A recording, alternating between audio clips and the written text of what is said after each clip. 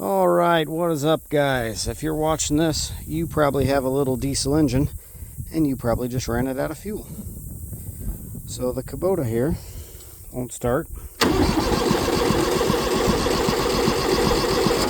And I just put diesel in it because I ran it out because my petcock is actively dripping. And I have a new bowl and I just haven't had time to put it on yet. So, what you are going to do, get you a 17 millimeter in my case, and you are going to crack all of these injection lines right on top of the injector. Now I'm going to go ahead and pull these nuts up as far as I can, maybe get you guys a good view here.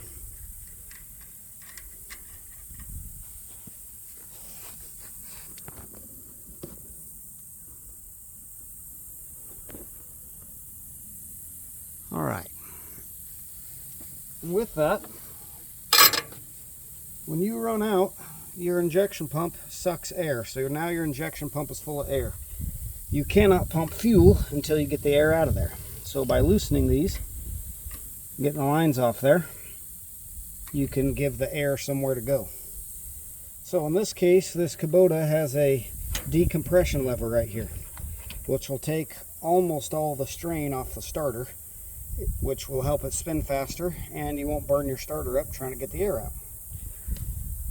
So in this case, I'm going to hold this open and I'm going to crank it and watch right here at these injector lines, and it will start bubbling after a little bit, and then it will start squirting fuel after a little after that. So see if you can see that from where you're at.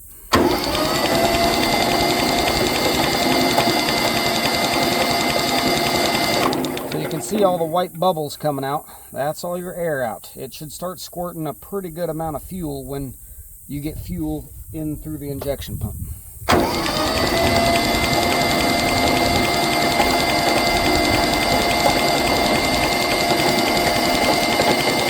Once it starts making pressure, you'll notice it starts squirting that fuel further and further.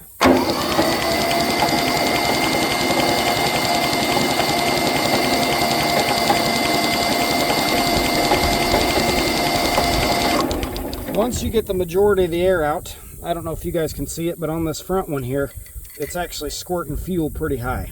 So I'm going to go ahead and put the nut back down on the first one, just kind of finger tight. You don't want it too terribly tight, that way you can still get some of the air out.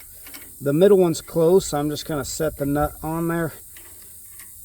Same with the front one. I'm not even going to hand tighten it. I'm just going to set the nut down and we're going to crank it some more. And what you'll notice is it'll start squirting fuel out the top of the nut when it starts making a little bit of pressure. See, this front one's just spraying fuel everywhere, so I'm going to go ahead and tighten it down, because that's got enough to start. Just past snug. These are a flare fitting. You don't have to get them super tight. And I'm going to keep going and let the front two do the same thing. So the middle one's squirting out pretty good. I'm going to go down to hand tight. Probably take the front one down just a little bit. That way you can see a nice squirt when it comes up. The middle one's spraying out straight sideways like crazy, so that one's good. I got it snug. Now I've got 2 out of 3. It will start right now, even if it runs on 2 cylinders. And once you get it started, it's going to run rough while it's pumping the air through the system, and gradually as it gets all the air out, it'll start running better and better. So I'm going to go ahead and tighten this. And this time I'm not going to push the decompression lever. I am going to hold it at almost full throttle here, which will help make the pump more and help get that air through there quicker. And we'll see what happens.